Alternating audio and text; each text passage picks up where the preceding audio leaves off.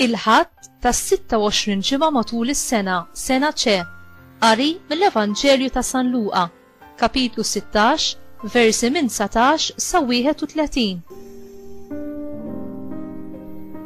F'dak iż-żmien Ġesu qalilhom din il-parabbola.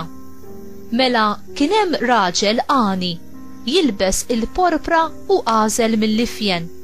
L-għena tiegħu kien li kuljum jagħmel ikla mill-aħjar.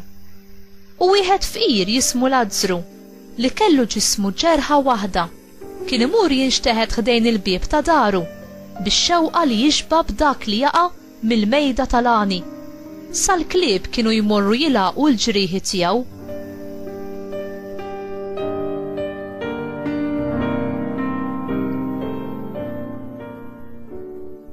Ġara li l-fqir miet u l-anġli ħaduh fi ħdan Abram. Imbagħad miet ukoll l-għani u difnuh. Dan kif sapruhu fid-dbatijiet ħorox fart l-imwiet rafa ħarstu u mill-bot lemaħ lill-Abram b'Lażru fi ħdanu. U olla leħnu qallu: Missier Abram, ikollok ħnina minni u ibat lil Lażru ibil tarf sibaw fl-ilma ħajtaffi l-nixfa li għandi fil-sini għax qiegħed ninħaqar wisq f'dan in-nar.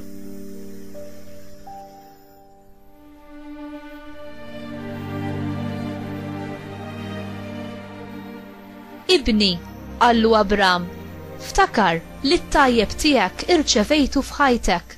Hekk ukoll Lażru il-ħażin irċevih f'ħajtu. Imma issa huwa hawnhekk qiegħed jitfarraġ waqt li inti qiegħed bagħti. Barra minn dan hemm vojt bla qies bejnkom u bejnna biex min ikun irid jaqsam minn hawn għal għandkom ma jkunx jista' u anqas ma jgħaddu minn hemm għal għandna.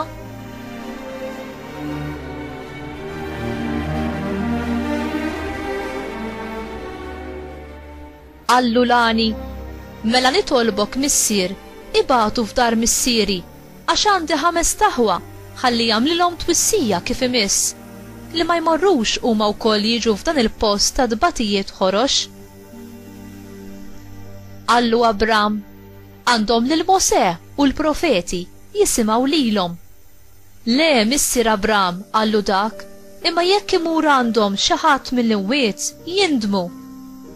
Iżda wieġbu Abram: Jekk ma jisimgħux lil Mosè u lil profeti anqas jekk iqum xi ħadd mill-imwiet ma jemmnu. Il-kelma tal-mulej tifħil lilek Kristu.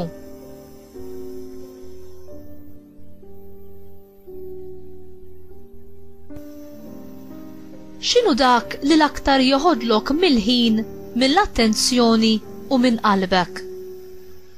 Fil-parabbola tal-Lażru u l-għani, Ġesu ipiġġilna xena drammatika ta' kontradizzjonijiet. Għana u faqar, ġenna u nfern, karità u indifferenza, inklużjoni u esklużjoni. Naraw ukoll b'mod qawwi u drammatiku ix-xorti kuntrarja tal-personaġġi imsemmija. Lażru ma kienx biss fqir, imma wkoll b'nuqqas ta' kapaċitajiet. Kien imqiegħed wara l-bieb tad-dar tal-għani. Il-klieb li kienu jmorru jilaqgħu il-ġrieħi tiegħu probabbilment kienu wkoll jisirqulu il-ftit ħobs li jkun irnexxielu jakkwista. It-turmenti li għadda minnhom kawża tal-klieb selvaġġi żiedu bil-bosta mal-miżerji u s-sofferenzi tal-fqir. L-għani ittratta lit-tallab b'indifferenza u disprezz sakemm ix-xorti tagħhom inqalbet.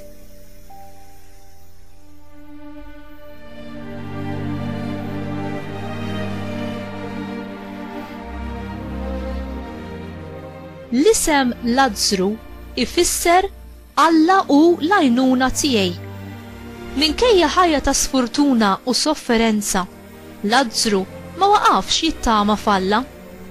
Għajnejh baqgħu iħarsu fissi fuq it-teżor li kien merfuħ għalih fis-sema. L-għani, għal kuntrarju, ma seta jara xejn aktar mill-ġid materjali li kellu u mhux biss kellu kull ma jeħtieġ, imma kellu rikkezzi fl-eċċess. Kien wisq mitluf dak li kellu biex jinnota il-bżonnijiet ta' dawk ta' madwaru. Tilef il-viżjoni ta' Alla u t-teżor tal-ġenna għax kien wisq preokkupat biex ifittex il-ferħ tiegħu fl-affarijiet materjali. U kien jaqdi lil ġidu minflok lil Alla. Fl-aħħar kien is-Sinjur li sar tal-lab. Inti skoprejtu il-ferħ u l-libertà fli jkollok lil Alla bħala l-uniku teżor tiegħek? U hi t-tama tiegħek żgura ankrata fil-ġenna kif insibu fl-Ittra lil Lut, kapitlu 6, vers 19.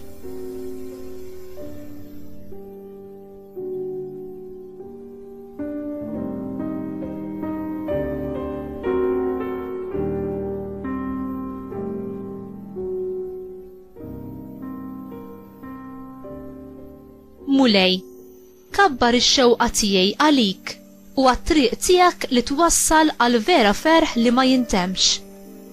Marija, Għażiża Ommi, għallimni nkun sinjura bit-teżor tal-ġenna u b'talbek aqlali l-grazzja li jkolli qalb ġeneruża ħalli naqsam b'libertà mal-oħrajn il-ġid li inatali fuq din l-art. Amen.